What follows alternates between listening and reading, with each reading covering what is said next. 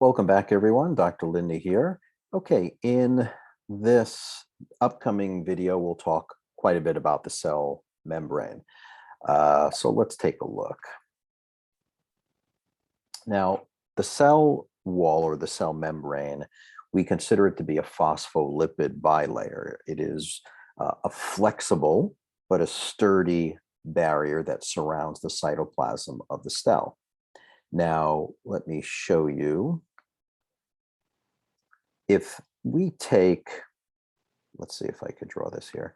So simply speaking, let's say here is the phospholipid bilayer, and let's say right in the middle, that is the nucleus. We're going to take this section of the cell membrane. We're going to take it out a little bit and show you what it's made up of. But it is a membrane that's made up of 50%, about 50% fat and about 50% protein, or 50% lipids and 50% protein. The proteins are the gatekeeper of the cell membrane, right? It's responsible for what enters the cell and what exits the cell. We say it's a phospholipid bilayer, and they're held together by hydrogen bonds, and hydrogen bonds can be made or broken or damaged. And the proteins, once again, these are the gatekeepers. But let's see if I could draw this for you. So let's say we take a portion of that cell membrane. I'm making it larger. Okay, so this portion right here, we're going to do here. And outside of the cell, there is H2O, there's water. And inside of the cell, there's H2O, right? There's water, extracellularly and intracellularly. So on the outside of the cell, we're going to have these spheres that are hydrophilic. And on the inside, closer to the intracellular portion or the cytosol, we're going to have these spheres that are hydrophilic. Those are phosphates. And then on the inside, let's make this blue, we're going to have these lipids.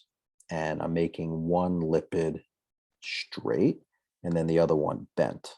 Straight and bent. And they're going to be on both sides, straight and bent. Straight and bent, coming off of the phosphate, straight and bent. So the reason why I'm making one straight is because it's saturated and the other one bent is unsaturated. So the saturated portion gives the cell membrane its sturdiness, and the unsaturated one that's bent like an elbow would give it its flexibility. Okay, and cells need to be strong and sturdy, but they also need to have fluidity or flexibility. So this is called the phospholipid bilayer, and it makes it selectively permeable. Now, the plasma membrane separates what's inside from what's outside, right? Because the conditions are very, very different. What's inside and outside is very different. The pH is different. What enzymes are found within need to be there. What's outside needs to remain outside. So the plasma membrane serves a very important function. It helps to regulate the exchange of what's permitted in and what's exits. For example, glucose, right? We just don't want glucose passively entering the cell because glucose in high concentrations is toxic. So we have to be careful. It's also involved in eliminating wastes. Okay, so it's involved in the regulation and exchange of substances. And it's also very sensitive to pH. Remember, the pH scale goes from 0 to 14. And right in the center is 7. That's neutral. Anything from 0 to 6.999 is an acid, and everything above 7 to 14 is an alkaline or a base. If the cell or parts of the cell or organelles become too acidic, it can destroy it. Okay. So here we have this phospholipid bilayer. We say it's a lipid bilayer, but I like to say it's a phospholipid bilayer. And it's back-to-back layers of different types of lipids. We see that there's also cholesterol and glycolipids that are scattered throughout. So we have some glycolipids here. We have cholesterol here.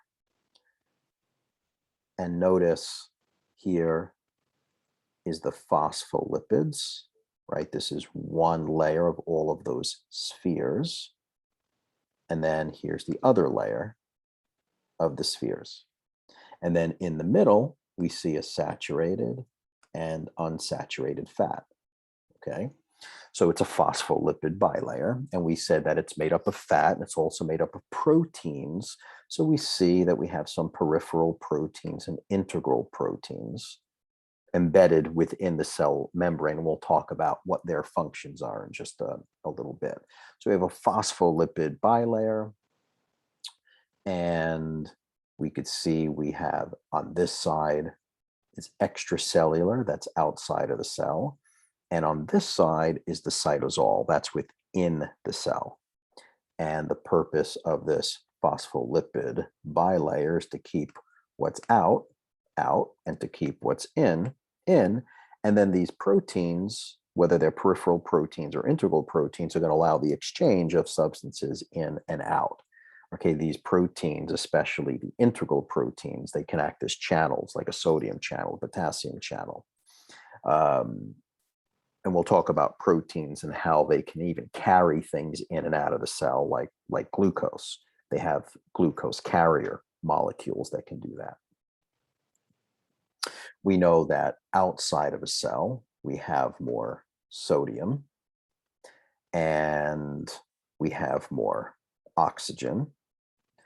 And we know that, and what we'll talk about in terms of diffusion, is that things go from an area of higher concentration to lesser concentration. So sodium wants to find its way from out to in. Oxygen wants to find the way from out to in. Okay. And then we'll talk about, well, after the sodium goes in, how do we get it out? Because sodium, being that its higher concentration is extracellular, things tend to go from higher concentration to lesser. We say it's following its concentration gradient. And things also go from, let's say, where it may be more positively concentrated to negative, right? These opposite, this opposite of positives and negatives always draw to one another. If something is more negative, it moves to where it's positive. If something's positive, it moves to where it's more negative. Okay, let's see what else we have here. So that is your lipid bilayers right there. And then there's your glycolipids, there's your cholesterol. The phospholipid portion, the water and glucose cannot cross the hydrophobic lipid portion, and it shouldn't, right? Because the internal and the external environments are very different. So it allows for this selective permeability. Now, fat-soluble substances, they can pass easily from the blood into the cell, and that helps explain why alcohol can pass quickly, right? And it could be absorbed from the bloodstream right into the neuron or right into brain cells pretty fast. And that's why we check neurology, finger to nose or heel to toe when you're walking to see that alcohol get into the cerebellum and your balance and equilibrium is shot and your fine coordinative skills are shot. Okay, the cholesterol that's within the cell membrane, that makes up about 20%. And, this brings up an interesting topic about, well, if cholesterol makes up 20% of the cell, then what happens to cells if someone's on an anti-lipidemic or anti-cholesterol medication? It does have impact on the integrity of all cells. We start to see an impact, especially the neurology. We see that one of the black box warnings on some of the anti-lipidemic meds, these statins, is cognitive impairment, because now the cell membranes are being impaired. So dementia-like symptoms or cognitive decline are one of the black box warnings on like simvastatin, Crestor, Lipitor. We have to be careful. And in another video, we talked about some of the drug-induced nutrient depletions with cholesterol medications, especially the CoQ10. Okay, so make sure you review the cholesterol pathway and how the statin does block HMG-CoA reductase, and it does downregulate the amount of cholesterol being produced. But at the same time, it will impair CoQ10. And if you're impaired of coenzyme Q10, what happens to the electron transport chain, which takes place within the mitochondria that we'll talk about when we do the organelles? The Krebs cycle and the electron transport chain both take place in the mitochondria, and they're responsible for ATP production. So first you have glycolysis, which is breaking down glucose into pyruvate. And if oxygen is available, pyruvate can enter the mitochondria. And that's where you have the Krebs cycle or the citric acid cycle. And you start to make these coenzymes. You do make a little bit of ATP, but you make some coenzymes, NAD and FAD. And NAD and FAD are utilized in the electron transport chain to really make lots of energy, or ATP, lots of it. And it's dependent on iron, and it's dependent on CoQ10. And if you're impaired or deficient in coenzyme Q10, then ATP production becomes impaired. Something to keep in mind. Okay. So cholesterol is really important. It's the precursor to testosterone and estrogen and progesterone. And that's why we see when cholesterol medications are used, it doesn't pair with some of the sex hormones. There's cholesterol. Okay, so the plasma membrane, it's flexible, yet it's sturdy barrier that surrounds and contains the cytoplasm of the cell. There are two types of membrane proteins. There are integral proteins and peripheral proteins. Now, when we look at them, you'll see the integral proteins, they're like transmembrane, they pass right through, whereas the peripheral proteins hang around the periphery of the cell membrane. But the integral runs either run into the membrane or go completely through, and they're responsible for making up many of the channels. So if we look here at what some of the functions of membrane proteins are, we'll see that they do make up channels, especially the integral runs.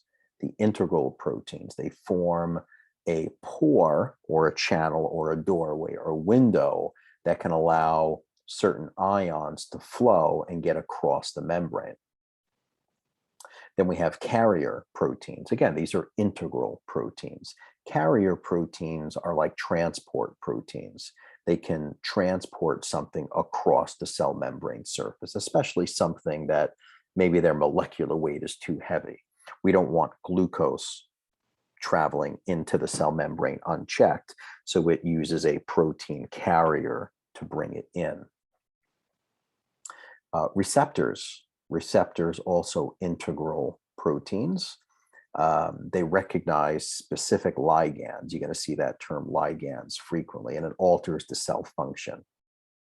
So ADH, antidiuretic hormone, can bind to a very specific receptor in the kidneys, and it changes the water permeability, right? Antidiuretic. It's not a diuretic. It's not going to make a person urinate. It's going to allow the person to hold on to urine. Enzymes, these are integral or peripheral proteins, and these are designed to kind of speed up the reaction time, okay? They catalyze reactions inside and outside of the cell, right? Enzymes speed up reaction time. We have digestive enzymes in our stomach, and they speed up the rate at which it can break down proteins and carbohydrates and fats, right? You can put a burger on a barbecue, but the temperature of the barbecue could be 400, 500 degrees, and it denatures and breaks down the protein in the meat. But our body temperature is 99, 98, 100 degrees. It doesn't get 400. So how does it break that down? It uses enzymes to accelerate the process. We have linker proteins. These are integral and peripheral protein. and they anchor filaments inside and outside the plasma membrane, providing structural stability and shape of the cell.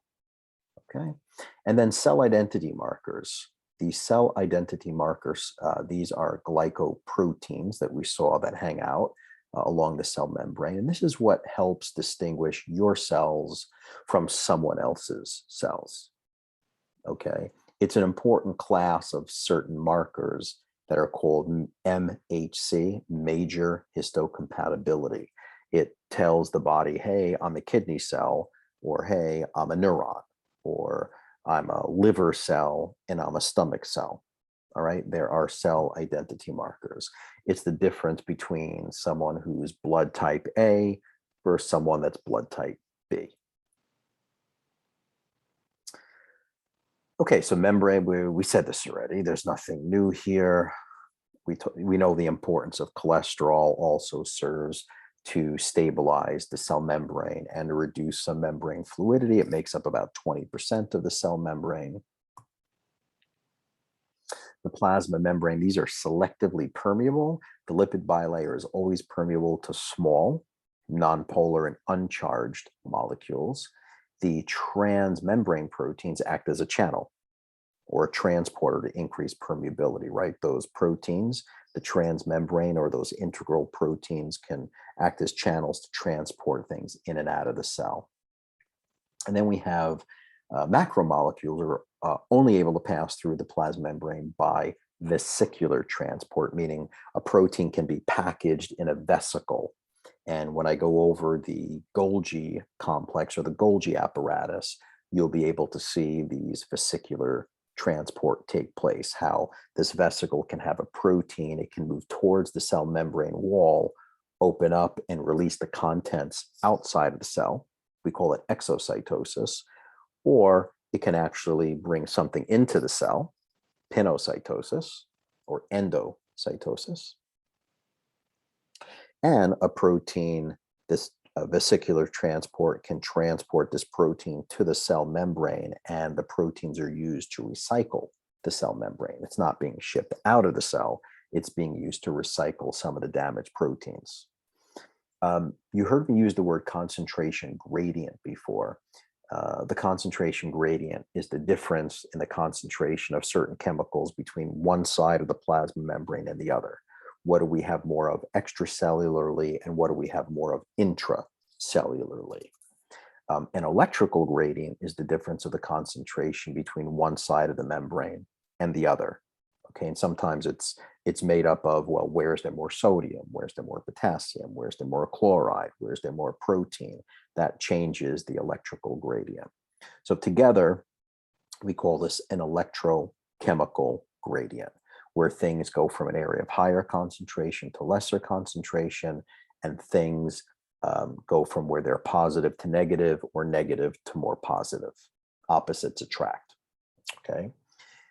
Let's look at transport across that plasma membrane. So we have passive transport and active transport. When we look at, let me just move this out of the way so I can see it a little bit better. When we look at passive diffusion, this is simple diffusion, facilitated diffusion, and osmosis. Osmosis involves water, and water goes from an area of higher concentration to lesser concentration as well.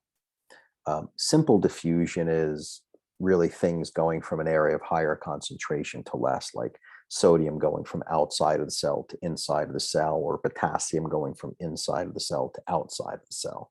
But facilitated diffusion, facilitated means it needs a help. Can't do it by itself. It needs some assistance.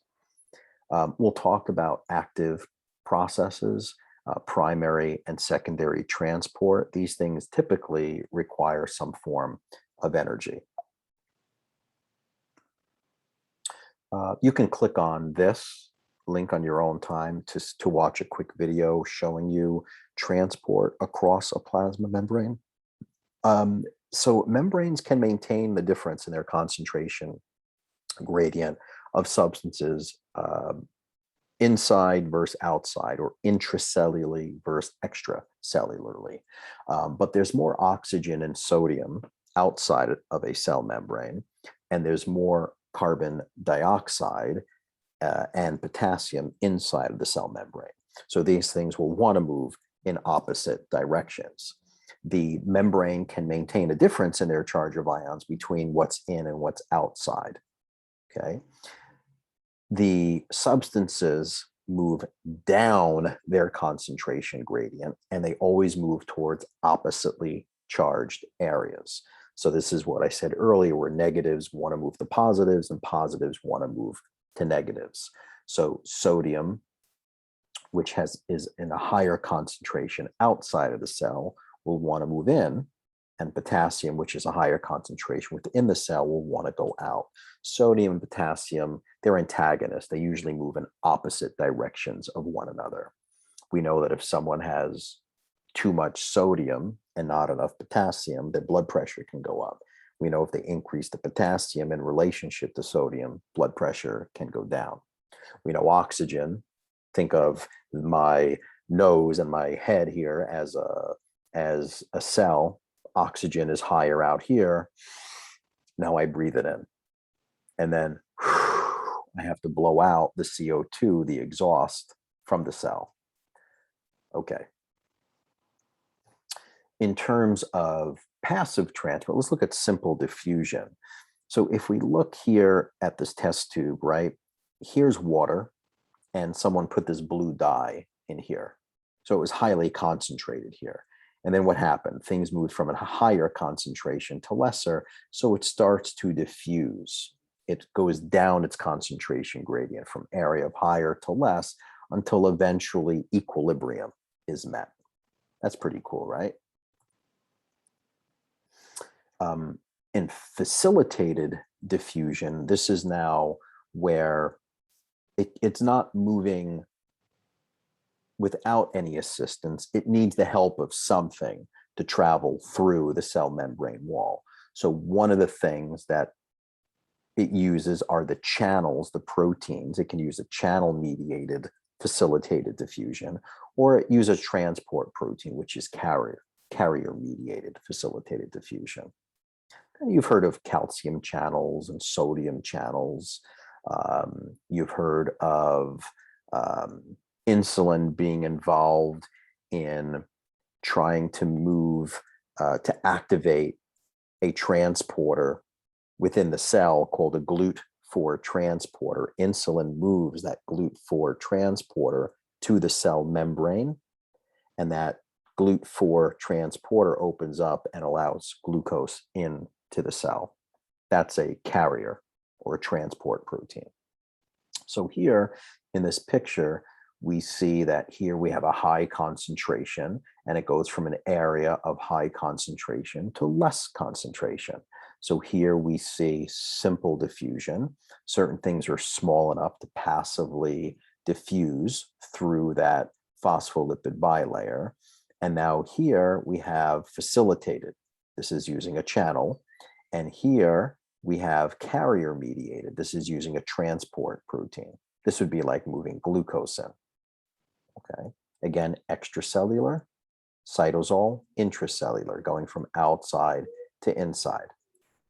So here we have passive transport. This is a channel-mediated facilitated diffusion. And this looks like we have potassium that looks like it is moving through this channel. Okay, we see that there have gates. Gates can open and close, nothing other than really a doorway allowing things in and out. Here we have a transport protein or carrier-mediated diffusion. So here's glucose, and glucose is going to use this glucose carrier protein to allow it to enter the cell. It can't passively diffuse by itself, so it's using help. It weighs too much to get in by itself, so it's using a facilitator. Let's look at osmosis. So osmosis is kind of like diffusion, but diffusion is using like sodium, potassium. It's using these ions and these elements. But here we're using, osmosis refers purely to water, nothing else. And we know water will find its way into any hole in a home, and that's how you get these leaks with these heavy rains. It goes from an area of higher concentration to lesser. So right here, we see in this tube, it's filled with water, and the water level looks the same. And there's this semi-permeable membrane right here in the center. But on the left side, we have purely water, nothing but H2O. And on the other side, we have water and we have some minerals. Now, water always goes from an area of higher concentration to less. And water likes to follow minerals. Okay, so the water is going to move where it's higher concentrated on the left-hand side, and it's going to be pulled in to the right side of the membrane, which raises that level. You see that? Okay, that's an important concept. So let's relate it to this first. Let's look at a red blood cell that is put into a type of solute. And it just so happens that here, isotonic means that the concentration of water and solutes is the same outside as it is inside. So things are moving equally in and out, in and out. So the red blood cell doesn't have opportunity to increase in size or decrease. It maintains it. But here, we have this cell put in a hypotonic solution. So there are more solutes inside this red blood cell than outside. Outside has primarily water. Outside is primarily water. So water is going to go from where there's a higher concentration to where there's a lesser concentration. So it's going to be rushing into that red blood cell, and the red blood cell increases in size, and then it bursts. They call it hemolysis or hemolysis. In this instance, this red blood cell is put into a hypertonic solution. So yes, there's water here, but there are more solutes in this water in relationship to what we have inside of the cell. So the water is going to go from where there's a higher concentration, in this instance would be inside the red blood cell. It's going to go to where the minerals are. Water always follows the minerals, and it's pulled outside of the red blood cell into the water, and the red blood cell shrinks. That's called crenation. Okay, so osmosis is the force that attracts water into a system. And we know that high protein diets tend to put a little bit more strain on kidney. So the dehydration is going to force kidneys to work a little bit harder to clear toxins from the blood. The kidneys filter blood, but the kidneys are also responsible for regulating blood pressure due to the renin-angiotensin system. The kidneys produce renin, and renin is one of those hormones that's really involved in converting angiotensin 1 into in converting angiotensinogen, which is produced by the liver, into angiotensin 1. Okay. If the body also perceives that oxygen levels are too low, then the kidneys also produce erythropoietin, EPO. And that hormone drives into the bone marrow and tells the bone marrow to push out more red blood cells. And the kidneys are also involved in producing vitamin D. So kidneys are really, really important. We don't want the kidneys to malfunction. When there's an increase in protein, that leads to the buildup of nitrogen in the blood. Nitrogen ends up in the kidneys in the form of urea. And urea has to be cleansed from the blood. It goes into the urine. And now the body's going to increase urine formation, and you're going to clear out these toxins from the body.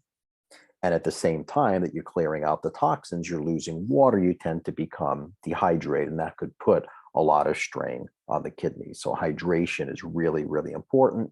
General rule of thumb is, you take your body weight, you cut in half and drink that in ounces.